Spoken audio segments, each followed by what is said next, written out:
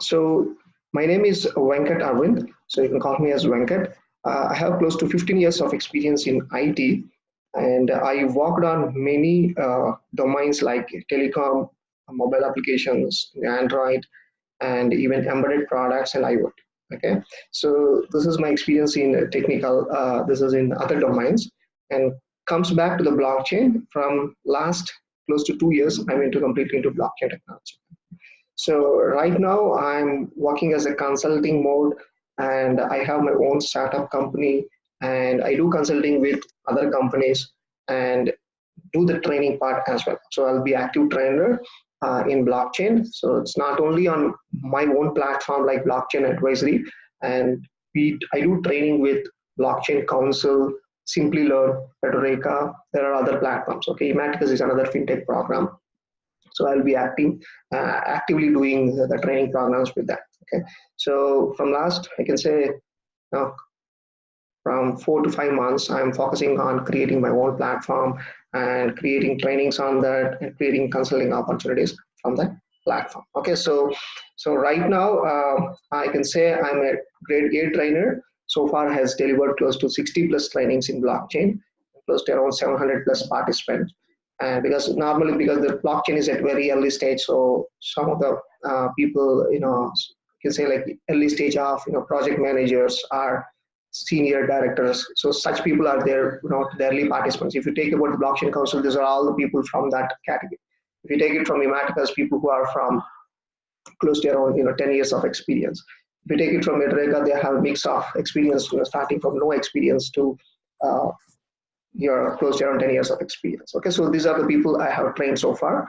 And so as part of the blockchain advisory, so we give advisors, people who has experience on IT, and considering their past experience, we are going to suggest, which is the right blockchain platform to learn it.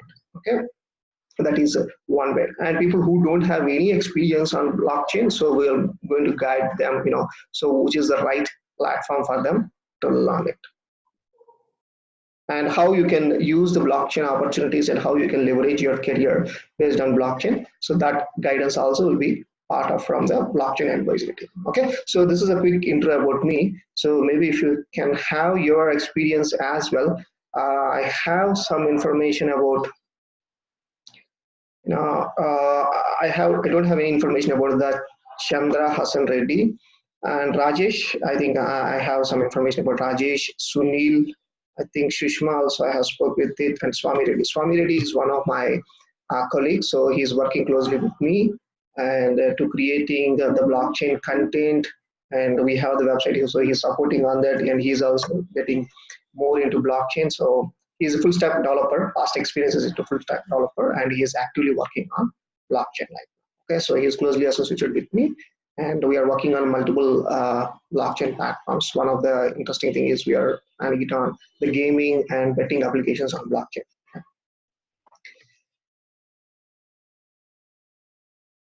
Okay, so Chandra Hassan Reddy is from engineering college. I think it's a colleague of Sushma.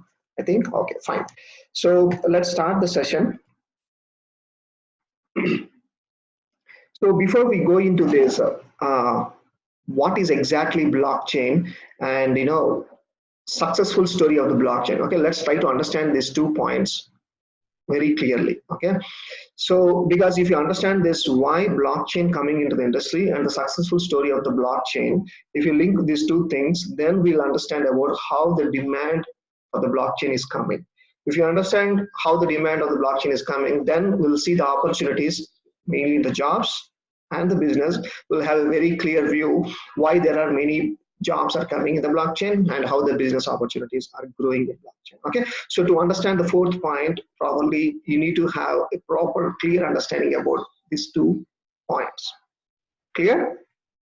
So let's understand these points. So most of you know about Bitcoin, right? So why, before I getting into this blockchain, I'll talk about Bitcoin a little bit. Okay, the reason is I'm going to tell the answer upfront. The successful story of the blockchain started with Bitcoin. So Bitcoin, I think most of you are aware of it. It is one of the cryptocurrency which is getting very much popular in current market, right? So if you see the history of the Bitcoin from last 10 years, you see the price of the Bitcoin is went to almost close to, I can say, close to around $15,000 over the period of time, right? So the reason for this jump is everybody is surprised. Okay, why Bitcoin was rising price of the Bitcoin is going like this? Everyone, excited to learn about the Bitcoin. What is the technology behind the Bitcoin software?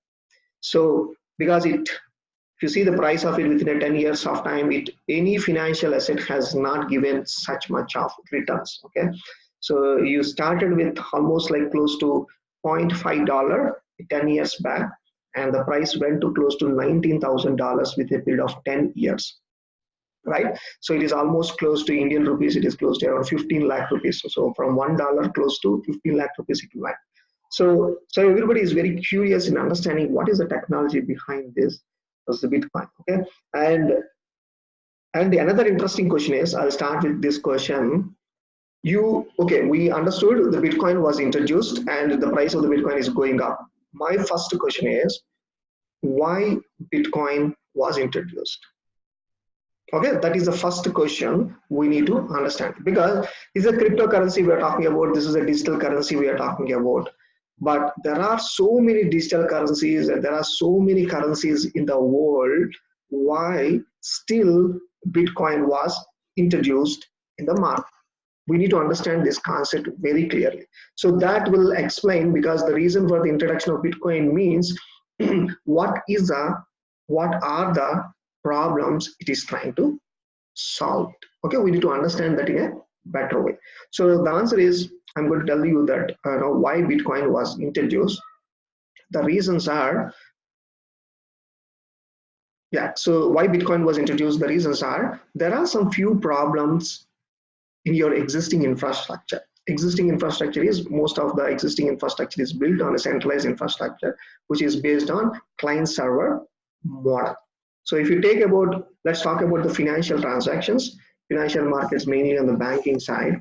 If you take any transactions happens in the banking network, so the transactions is completely based on a centralized infrastructure, where you have a server, and these servers are connected with multiple clients, multiple peers in the network. So if any peer want to do the transaction, he need to go through this centralized infrastructure model. So if anybody want to transfer some money from person one to person two, he need to go to this centralized infrastructure model. So this is traditionally, our traditional infrastructure is built on completely centralized one. So all your data of these peers and all your, I can say, all your security softwares and your servers, everything is built on a centralized model. So what are the problems in this case? Because this is the existing infrastructure which we follow it from traditionally, but there are so many challenges in this architecture. What are the problems? Let's try to understand these problems and how these problems are solved by the Bitcoin. Obviously, the Bitcoin is implemented based on blockchain technology, so that the blockchain technology, how the problems are well implemented, considering your centralized infrastructure. Okay, so let's try to understand what are the problems was introduced, what are the problems are existing in the centralized infrastructure model. So let me put all the points here so that you'll understand what are the challenges and what are the problems you have in the centralized one. So let's consider some few examples, to understand these problems in a better way. So the first point is, as I said, if a person is there who is sitting in United States, let's assume a person who is there in the US, and he want to do a transaction to a person who is there P2, who is in India. So any transaction, if you want to do, this is basically, we call it as a remittance, okay, international remittance. So if this person has to send money to this P2, he cannot directly send money to P2. Okay, so the reason is, it's not like a peer-to-peer communication. There are some middle persons like, banking people who involved in this network, and they take a transaction commission. Okay, so which we call as a transaction fee. The transaction fee will depends upon your volume of transactions. If the volume of transaction is, if it is close to $1,000, so they may charge a transaction fee close to around $20. Let's assume they may charge around transaction commission of $20. If the volume of transaction is $1 million, obviously the transaction fees keep on going up. Okay, so it is going up and down based on your transaction amount. So because the banking people definitely will charge this amount, the reason is they spent a lot of money and effort to create this infrastructure. So there are some few rules, regulations. As part of that, this is a mandatory part. Okay, so it is, again, it is not in their control, like they have, they define the regulations, based on that they need to charge the transaction. So obviously it is not under the control of the user, it is under the control of your banking. So they see this is a big challenge over the period of time. The user, they need to pay a heavy transaction fee based on your volume of transactions. So this is one of the challenges they see it in the centralized model. And another point is, so we discussed like there are multiple volumes of transactions happening, right? So let's assume if the $1,000 transaction, nobody worries in this network. So he'll have a proper identity and he will show to this banking people, and they allow your transaction details. Okay, so your transaction will be much successful. Now, in case of the $1 million transaction, these users, they need to provide a proper justification to these banking people. Okay, the reason of this 1 million transaction, is it a business transaction? Is it a personal transaction? Is it a gift? You need to provide a proper justification to this banking people. If you don't provide this justification, there is a high possibility they can block your transaction. Okay, so the Bitcoin network, they see this is a big problem in a centralized network. So why somebody has a middle person like a banking people should control my transaction? Okay, though yes, there are so many regulations which we are following it traditionally, and that is a process, but still the question is why somebody has to control my transaction. So if you don't control my transaction means here, if you don't provide the justification of the reason of the transaction, there is a high possibility they can block this transaction and they can stop the transaction. They can block this particular identity also in this matter. Though you have to follow the regulations, but still they'll have a control of your account is completely with your banking network. Okay, this is also one of the threat Bitcoin network has identified. Okay, and another important points, most of your centralized infrastructure models have a problem, limitations with your scalability. Okay, the scalability means, for example, let's consider this is a Bank of America network. So the Bank of America network, they have customers of close to 1 lakh customers. Okay, they have 1 lakh customers. They're able to manage it 1 lakh customers per day. All the transactions of 1 lakh customers, they can manage it properly. Suppose if they become double the customers, if they become the customers has 2 lakh customers, 2 lakh customers per day. So that is the target. They want to reach up to the target of 2 lakh customers per day. So to reach up to this 2 lakh customers, what they have to do is they need to double that infrastructure. They need to double their employees, or maybe they need to 50% of the employees they need to rise it. Understood, right? So they, to want to reach up to their target of 2 lakh customers per day, they need to double their infrastructure. They need to spend double the amount of resources to reach up to their target. Okay, they can do it, but they cannot do it overnight. Okay, so they have a roadmap. They need to spend a lot of effort. They need to spend a lot of money to reach up to their target. Okay, so this is called your scaling inefficiency, and still will have a lot of limitations.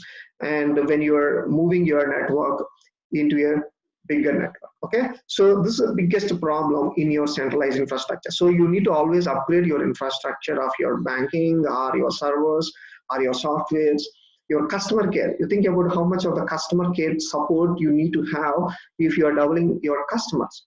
Understood, right? This problem is well addressed in the Bitcoin network or even the blockchain technology. Okay, the blockchain, because I'm going to use the words Bitcoin and blockchain technology, interchangeable. Okay, so don't confuse about that. for some time. After that, I'll clear that confusion. Okay, so how the blockchain technology is separate and Bitcoin is separate. Okay, so the scaling part is well managed in your Bitcoin. I told to double your customers in your Bank of America, it will take close to 6 months to 1 year of time period. But in case of the Bitcoin network, you can double your customers overnight. That infrastructure is so flexible, and at any point in time, the customers are coming into the network, it can still support n number of customers coming in. So definitely will have limitations, but considering your existing infrastructures of your centralized networks, the flexibility, the scalability of your Bitcoin or even the blockchain networks are very good compared to your centralized one. So let's talk about a simple example. If you see in a bank, how many customer people, how many customer care employees, and how many employees in a bank network will help you to manage your bank transactions, to store your bank transactions in your network, and to secure your data in the network, right? Let's talk about Bank of America, which will be having thousands of employees, right? If you see the Bitcoin network, there is 0 employees in the network. Okay, there is no customer care support in the Bitcoin network. The customer care support is 0. And the employees, which is part of the Bitcoin network, there is a concept called mining. Apart from the mining, your network maintenance is 0 in the blockchain network.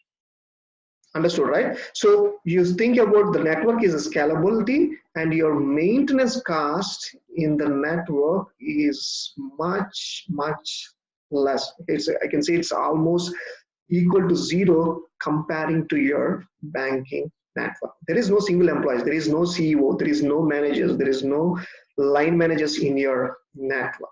Okay, so but when you compare to your banking network, in a single bank only, you see thousands of employees. You see, comparing all the banks in the world, you think about it, how much of the volume of the employees are there in the network, and you just compare Bitcoin at one side. So there are no employees in the network, and all your transactions in the Bitcoin network are really secure. I cannot say they are super fast, but they are fast compared to your banking transactions, and the ledger is also securely maintained in the network.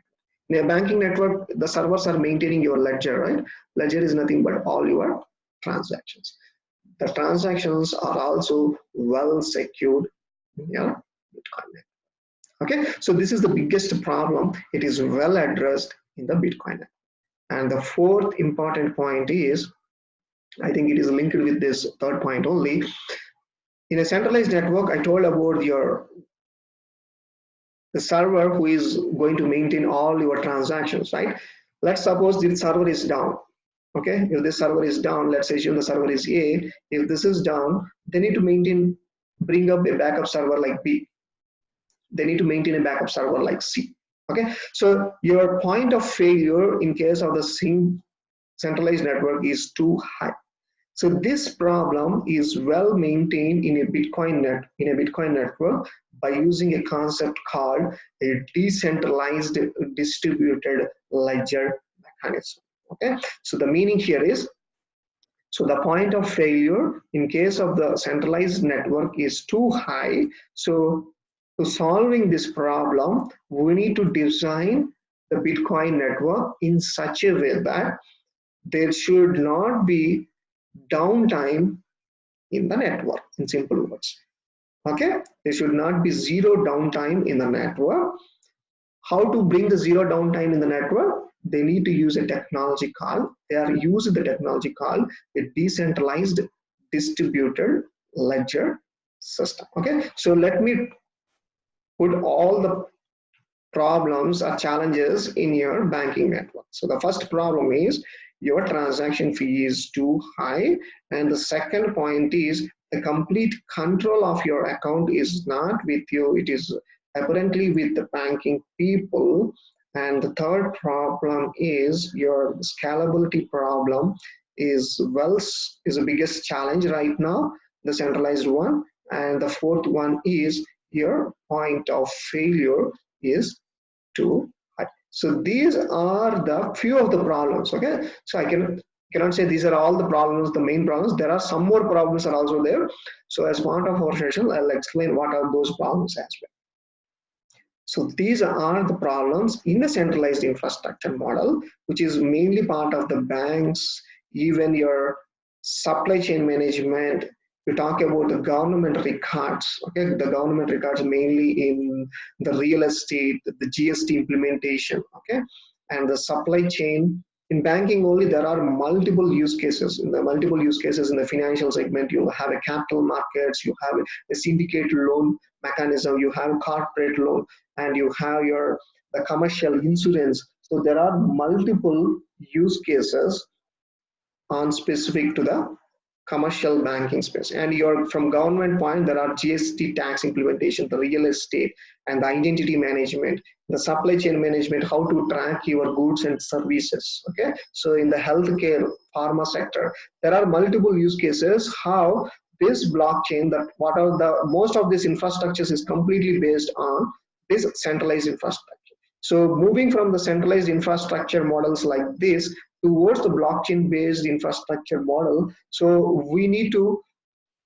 how this all these sectors are moving towards the blockchain, that also we'll understand. So if you understand that, to understand that in a better way, we need to understand what is the architecture change they're going to do it right.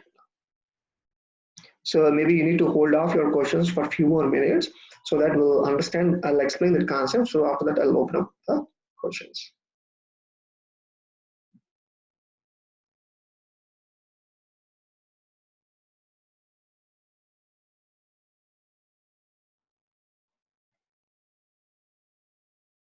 Okay.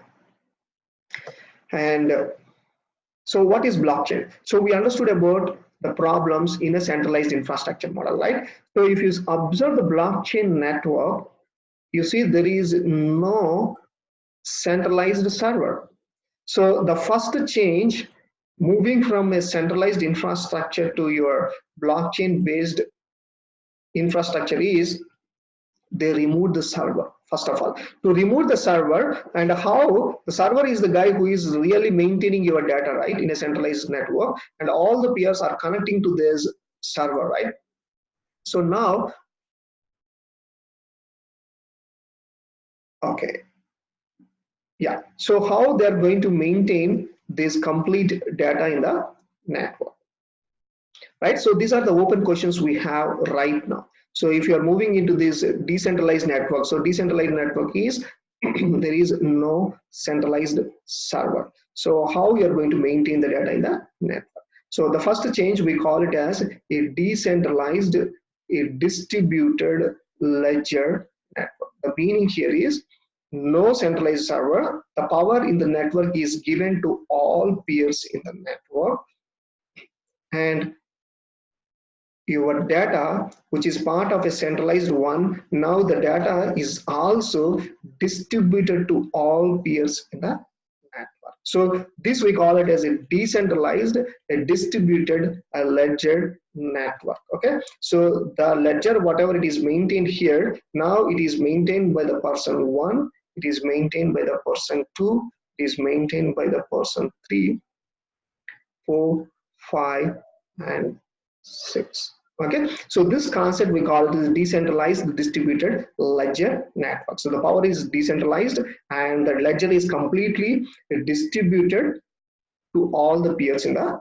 network. That is the first change they have done. So now the problem is solved. Nobody cannot control your transactions. Okay, nobody cannot stop your transactions in the network because there is no centralized server. So the next question is, if the database is copied to all peers in the network, how you are going to get the security, and who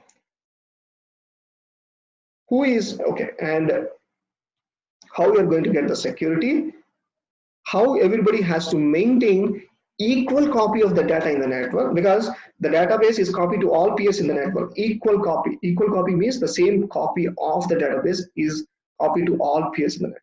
If everybody is having same copy, how they are going to manage that database in the network?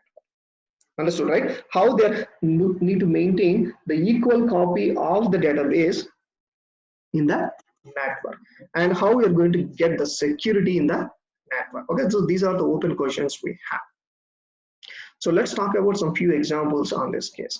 So as told, the database is copied to all peers in the network. Let's assume there is a person P6 who is nothing but a hacker in the network, because this guy is having a total access of the database in the network.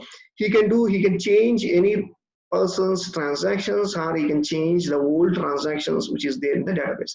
Let's assume there is a database and who is contains millions of transactions, which is part of the P6 computer. So what he will do is, one of the hacker, he will try to change one of the transactions. There is a transactions TX1, so he will try to change the transaction is between P4 and P5. So let's change this transaction. There is a transaction value of close to, okay, so for example, $1,000 happened. So what this guy will do is, so instead of changing from P4 to P5 $1,000, he can change the value of the transactions to $500, because the database is visible to all peers in the network, right? So he can change the transaction and he can push the transaction into the network. So that maybe others also can receive the transaction. He can manipulate the transactions in the network. There is a high possibility can happen like this, right? Because the database is visible to all. You have a database in a centralized network which is maintained by the banks. There only there is a possibility.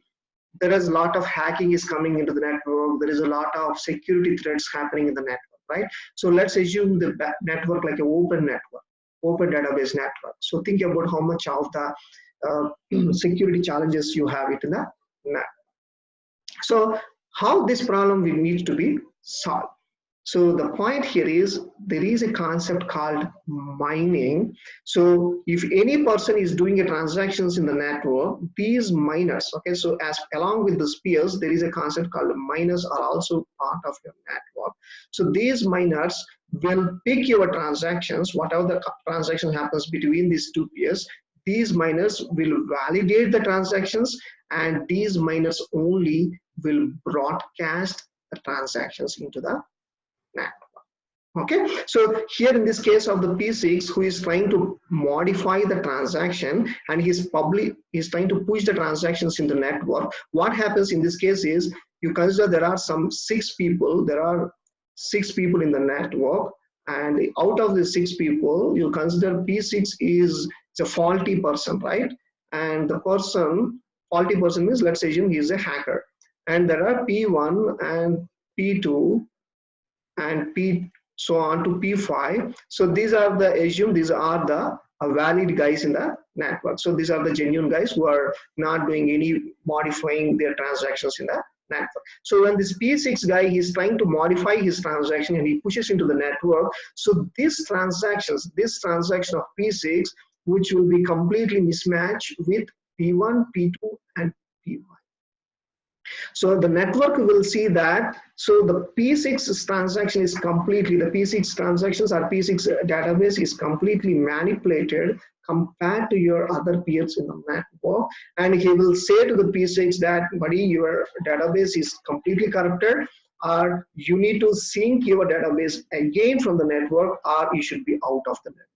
Okay, because if you see the compared to the 90% of the people are maintaining it properly data, and you don't have a proper data, so the network will say that I'm going to trust this 90 people in the network. So this part of algorithms, okay, this part of algorithms are a software checks which is continuously running on your infrastructure of the blockchain network. Okay, so this part we call it as consensus mechanism. Okay, these algorithms, this is called a software infrastructure of your blockchain network, which is continuously runs as part of that network infrastructure, and make sure that all peers in the network will maintain equal copy of the database. Okay, so this concept we call it as consensus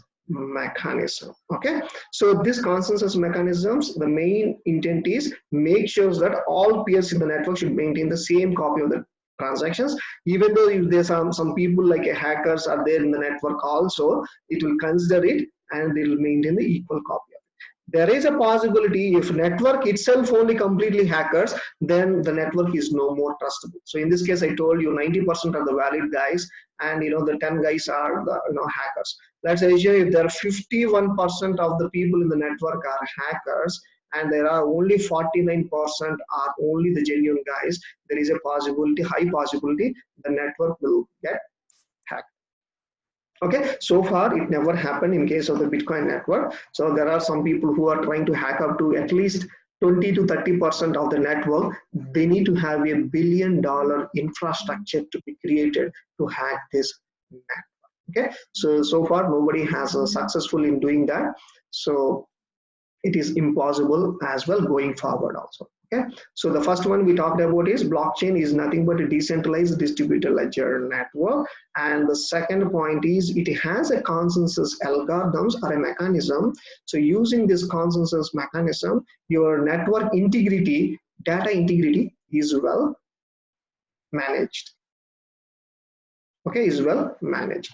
And the third important point is, see, this is an open network, right? In this open network, if a person one is doing a transactions with other peers in the network, these transactions should be very securely transferred to other person. The money he is doing a transactions in the Bitcoin network, or even any transaction happens in a blockchain network, the transaction should be very secure transaction, right? So how to get the security in this network? So they're going to use a concept called a cryptography. Using this cryptography algorithms, they are going to get all the transactions is going to be encrypted during the sending. At the same time, while receiving, they are going to decrypt it. Okay, so they're going to use a lot of cryptography algorithms to get your security of your transactions in the net.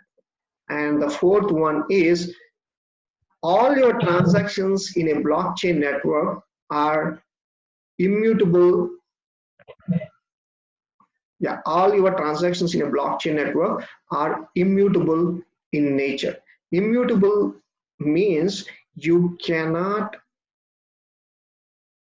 edit your transactions or you cannot delete your transactions. If you understand the